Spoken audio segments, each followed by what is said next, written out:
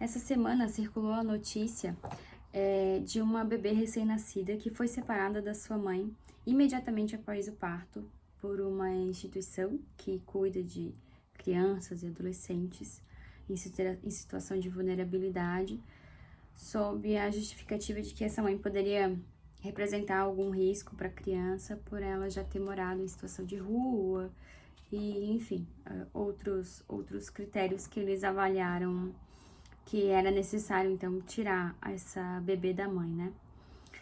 E aí, acho que a gente também pode pensar em outras situações, né? Porque não é só nesses casos que o bebê é separado da mãe, né? Tem situações como barriga de substituição, situações mesmo que a mãe entrega a sua criança para adoção depois do parto. Até mesmo a gente pode pensar quando acontece a morte da mãe, né, imediatamente após o parto. Então, o que a gente pode pensar disso, né? E assim, até que ponto a gente realmente salva uma criança quando a gente separa da mãe dela?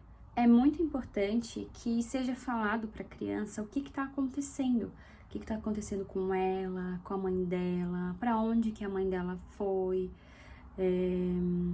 quem que vai cuidar dela agora.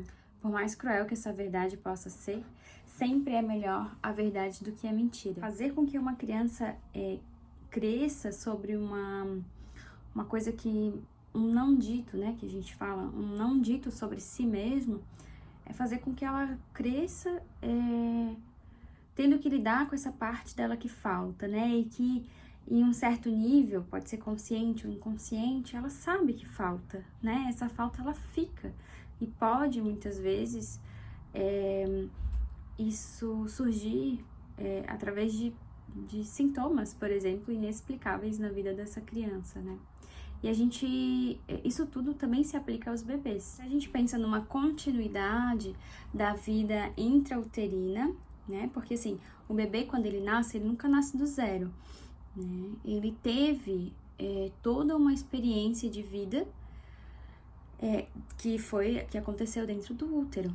Então, ele nunca nasce de um zero, ele já nasce carregando uma história, né? Ele tem uma experiência de vida intrauterina, que é, sim, memorizada, e que ele vai criando percepções do mundo a partir já dessas primeiras experiências de dentro da barriga, né? Então, se a gente pensa numa continuidade da vida dele antes do nascimento, e aí depois do nascimento, não tem como a gente pensar nessa continuidade se não for através da mãe dele, né? Porque como essas vivências, essas sensações, essas experiências, elas são memorizadas, o bebê, o feto, né? O bebê intraútero, ele tem essa capacidade de memorizar, ele vai memorizar tudo. As vozes, né? Ele é capaz de reconhecer a voz materna, a voz do pai, ou a voz dos irmãos, quando são pessoas, né, que estão ali falando próximo da barriga, que ele possa ouvir.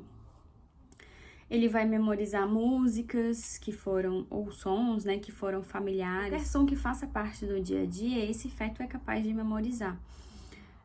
Até os cheiros, né, os sabores dos alimentos que a mãe consome, que a mãe vai comer, vai impregnar o líquido amniótico que o bebê deglute. Então, até os sabores da alimentação da mãe, o bebê ele tem essa familiaridade, ele vai ter contato. Inclusive, são os sabores que depois ele vai experimentar de novo pelo sabor do leite da mãe, né, leite materno. Então, pensando em continuidade dessa vida intrauterina para o pós-parto, ela só vai existir se tiver a mãe, né? E quando a mãe não tá presente, né? Se ela não pode, ou se esse bebê é tirado da mãe dela, a gente pensa numa ruptura de tudo que o bebê tinha de referência antes de nascer, o que é algo muito complicado, né? Porque o bebê, ele se tranquiliza e ele se sente seguro a partir daquilo que ele já conhece, a partir daquilo que é familiar para ele. Então, se ele perde essas referências, é uma perda muito brusca, muito violenta para ele. Quando não tem o que possa ser feito, né, que realmente esse bebê vai acabar sendo separado da mãe, o que a gente pode pensar e investir é em tentar restituir a história desse bebê, porque a única coisa que vai ligar ele com a vida que ele teve são as palavras. Então vai ser contando a história dele, né? E através de tudo que é dito para ele, é que ele vai ter essa oportunidade de dar um sentido para essa vida. Então, verbalizar a história dele para ele vai ser, na verdade, uma confirmação daquilo que ele já tinha percebido, né? Às vezes mais consciente ou mais inconscientemente, mas de todas essas mudanças, esses acontecimentos que, na verdade, ele já tinha imaginado, né? Suposto. Isso porque, eu já falei em outros momentos, o bebê ele sabe que nasceu, né? Como que ele sabe?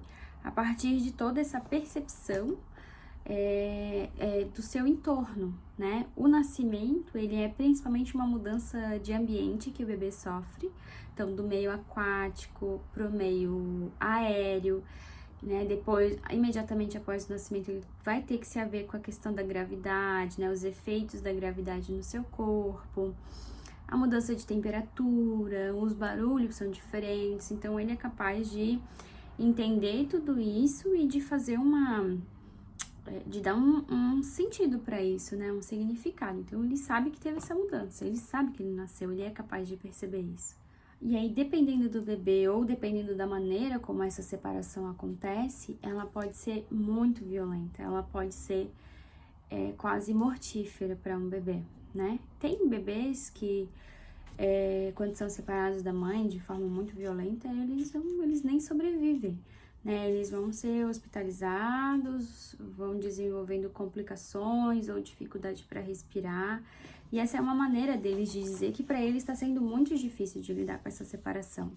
Então, uma coisa para a gente nunca se esquecer é que o bebê ele é um ser de linguagem. E que se a gente vai fazer com que ele se submeta a essa separação, né, ou quando ela é inevitável, é muito importante que a gente consiga oferecer um acolhimento muito humano, né, considerando que ele pode sim também sofrer, que ele pode ter as suas angústias, que ele pode inclusive acumular todas essas informações de uma maneira inconsciente, né, quando isso não é dado um sentido, quando não se explica, quando ninguém conta para ele, ou enfim, quando ninguém acolhe esse sofrimento, de que ele pode ir acumulando isso inconscientemente e em algum momento isso se tornar um sintoma, uma angústia, uma depressão, uma infelicidade, uma dificuldade de lidar com futuras separações.